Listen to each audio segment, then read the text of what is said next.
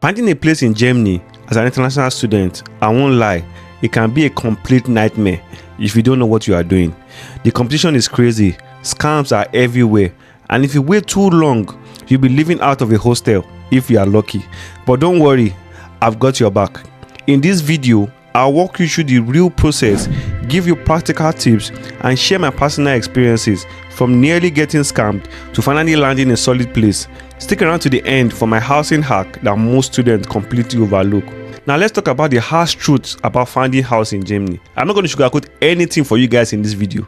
To find an accommodation in Germany as a foreigner is completely difficult. I'm not going to lie, it's completely tough. And this is coming from someone that's been in Germany for close to 6 years. Now I'm going to keep it completely real with you guys in this video. Accommodation crisis in Germany is a nightmare. It's very, very tough to find an accommodation in Germany.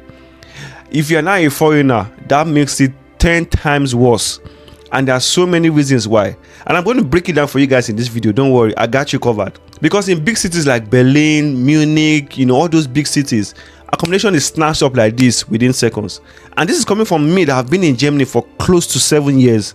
It is still difficult for me to find an accommodation. I'm telling you. And because you're not only competing with students or fellow students, you're also competing with professionals, people, you're competing with families, you're competing with locals, you're competing with Germans to themselves. So it's a very, very, very, very difficult place. And many international students, they come with the mindset that when you get to Germany, you get an accommodation within days. I also had the same mindset when I was coming until, reality slapped me in the face. I almost slept on the road. Thank God for someone that took me in for 2 weeks until I was eventually able to get an apartment. And like I told you guys in one of my videos, I shared a room with two Indians, so we're 3 in one room. That was all I could get, and that was in Munich. That was all I could get. Imagine sharing one room with 2 different guys. Yes, so we all had beds, just one bed each. But it was in one room. We shared the same bathroom, the same kitchen, everything, but in one room. That's how crazy it was. That's how crazy it is in big cities. I'm telling you, I'm not even lying.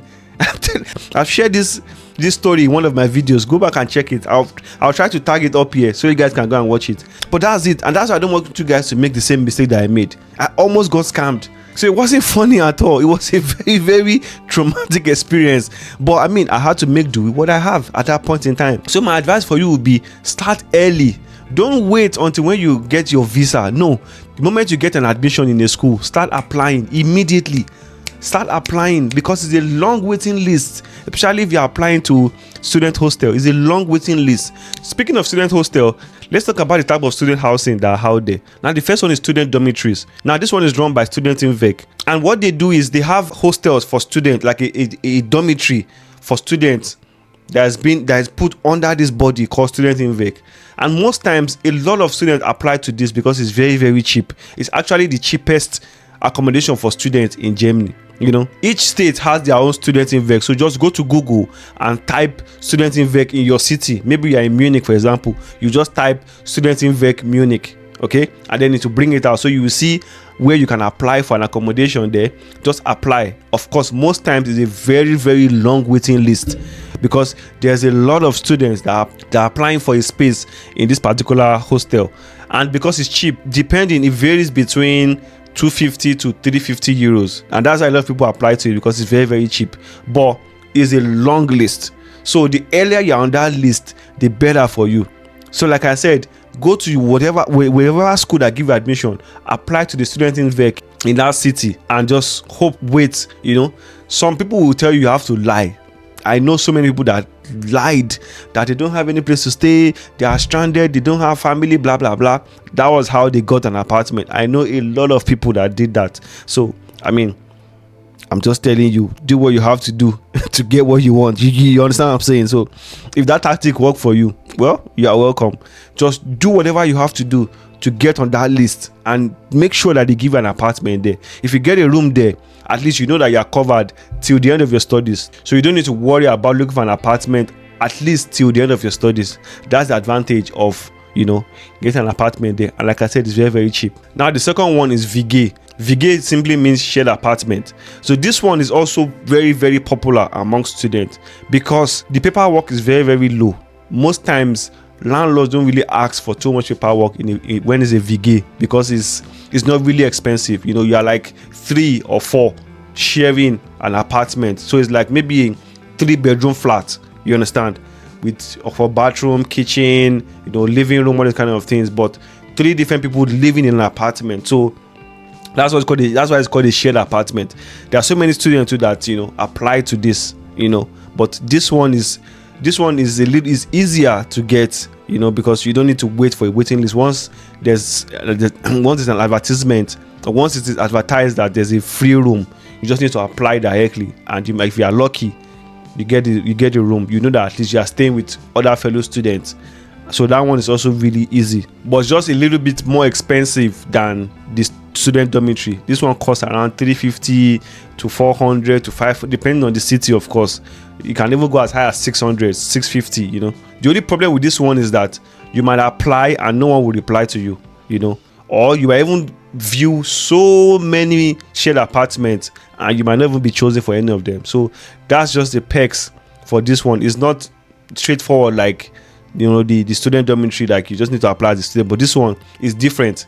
You are most likely applying through a landlord or through a third-party agent or through another student, and most times a shared apartment where they want only women.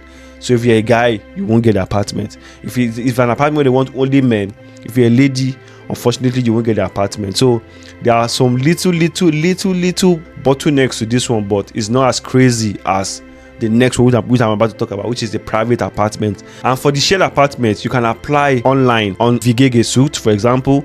They have so many shared apartments there that you will find easily, or eBay. Well, eBay, you have to be able to navigate the app, because most times the app is in German.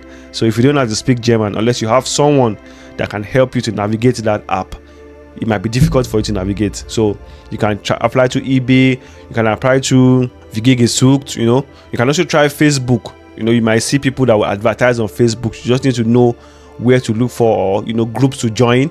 You can search on Facebook. You see people advertising their apartment there on Facebook. But just be careful. There are so many scams there too. So watch out.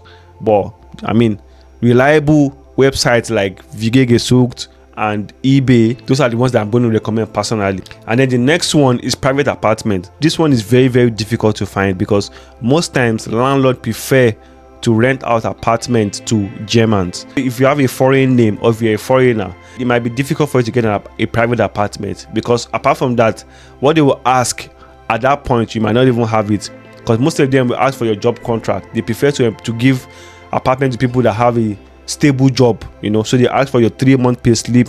They will ask for your shufa. Shufa is your credit worthiness, to show if you are good with credit or not, if you have a bad loan or you don't. So and most times students, you don't have shufa yet, because you are fresh.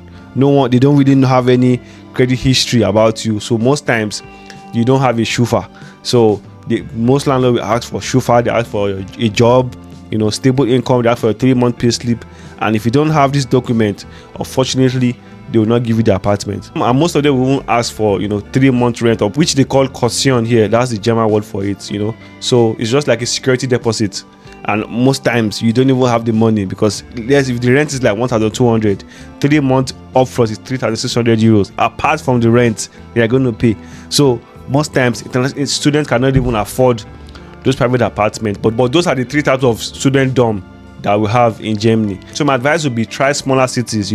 Apply to shared apartment, or apply to student dorm. It's easier and it's going to be less stressful for you. And most importantly, when you're applying, look out for scammers, because most times foreigners are susceptible to scams, because they understand that as a foreigner you are desperate for an apartment. Scammers, they love international students. So be very, very careful. Don't give money to anyone unless you see the apartment. And how will you know? Most of them will tell you sweet, they will sell you an apartment that looks too good to be true, and then they will tell you maybe they will come up with a reason why they cannot show you the apartment. Once you see that, that's a red flag.